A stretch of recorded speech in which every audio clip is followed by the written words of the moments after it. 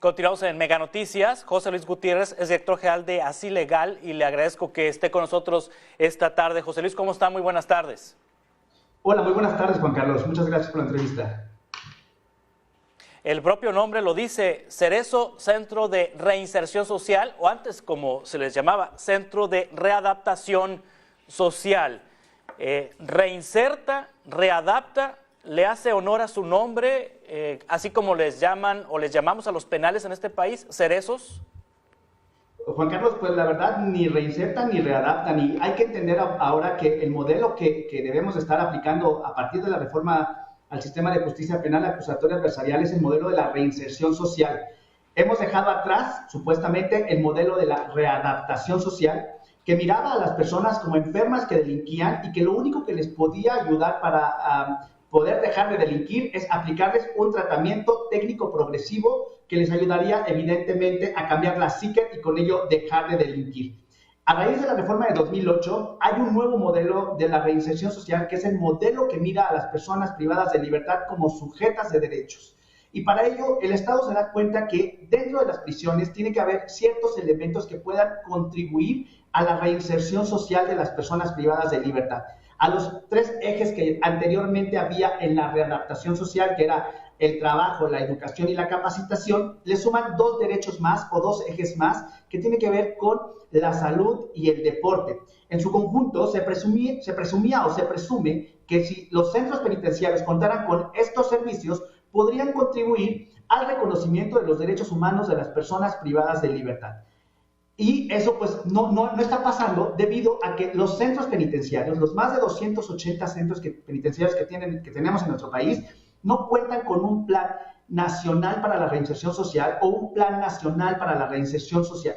Por ahí hay muy buenas iniciativas como el plan rector para la reinserción social, pero que es una serie de ideas y compromisos de los corresponsables, es decir, de otras autoridades, pero no necesariamente se ha visto materializado o implementado dentro de los centros penitenciarios. Juan Carlos. Sí. José Luis, ¿en el mundo hay centros de reinserción social o hay penales que efectivamente sí cumplan con estos elementos para la reinserción social? ¿Hay alguna política pública que pudiera ser ejemplo en el mundo? Mira, hay muchas políticas públicas en el mundo que podrían ser ejemplos, pero para eso hay que confrontar, digamos, las problemáticas que tenemos en México respecto al tema de la seguridad, del sistema de justicia. Así es que con lo único que podemos comparar al Estado mexicano es con los países latinoamericanos o centroamericanos, en donde están en las mismas condiciones. ¿Quién puede tener un ejemplo de un sistema penitenciario que podría contribuir a las condiciones o sí a este derecho a la reinserción social en mediano plazo? Podría ser el sistema penitenciario chileno. Por ahí tiene algunos elementos importantes el sistema penitenciario colombiano, pero creo que quien tiene una mejor legislación para poder tener todos los elementos esenciales para poder hacer o contribuir con su objetivo, que es la reinserción social, es el sistema penitenciario mexicano, pero lamentablemente solo está en letras. Aquí lo que hace falta es justamente la realización o que se puedan inmiscuir en la reinserción social de las personas privadas de libertad las autoridades corresponsables como la Secretaría de Salud, la Secretaría de Trabajo, el Instituto de las Mujeres, entre otras, que por mandato legal desde 2016 tendrían que estar atendiendo a las personas privadas de libertad y le han dejado lamentablemente toda la carga al sistema penitenciario, quien es el que tendría la obligación de garantizar la seguridad tanto de las personas privadas de libertad como los corresponsables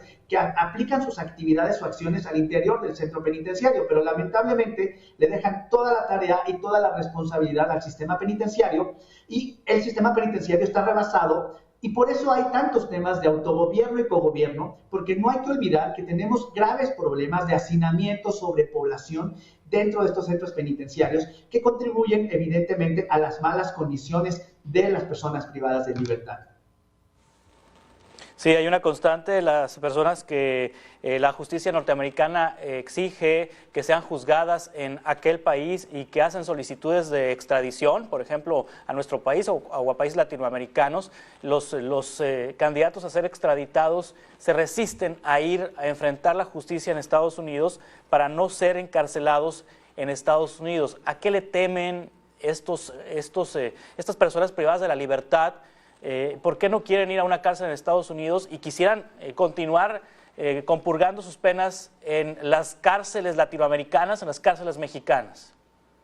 Bueno, primero que nada hay que reconocer que en los Estados Unidos el tema de los derechos humanos de las personas privadas de libertad es una asignatura pendiente.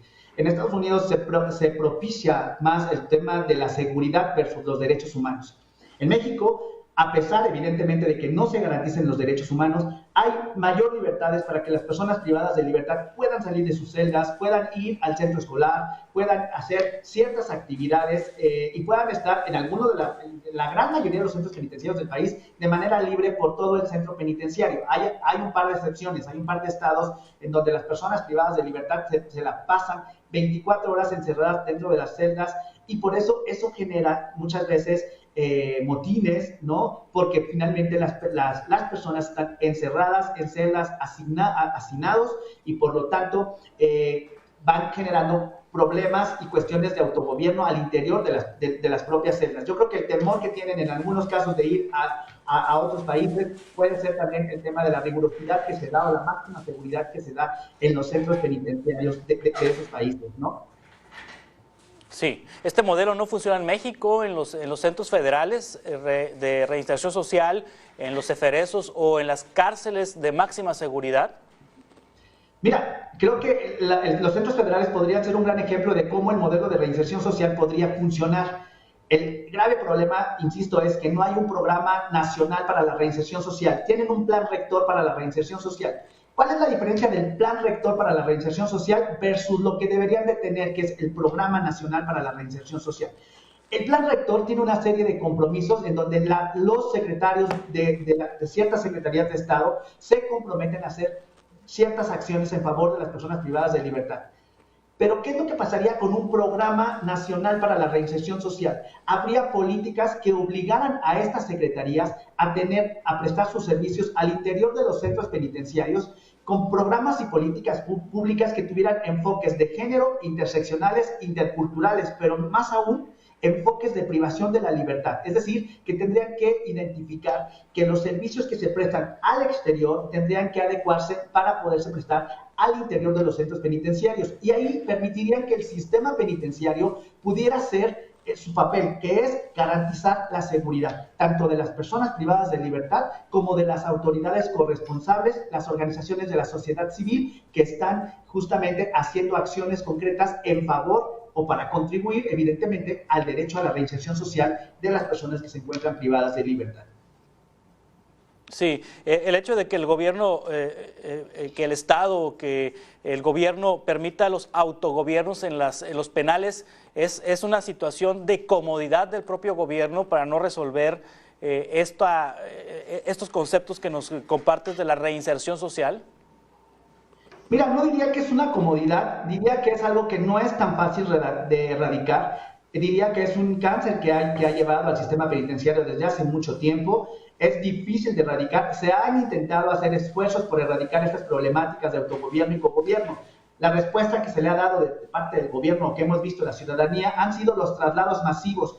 Lamentablemente han sido traslados masivos involuntarios que tampoco contribuyen tanto al reconocimiento del derecho a la reinserción social. No hay que olvidar que uno de los elementos esenciales para la reinserción social es el contacto con el mundo exterior. ¿Y qué es lo que pasa? A veces trasladan a personas por ejemplo, las mujeres que estaban en un centro penitenciario federal en otras entidades del Estado, ahora todas están en el centro, en el 16 en Morelos, ¿no? Entonces, sus procesos están en Nayarit, están en Chihuahua, están en Chiapas, están en otros estados que lo único que asemeja, número uno, es rompe el vínculo del contacto con el mundo exterior por un lado.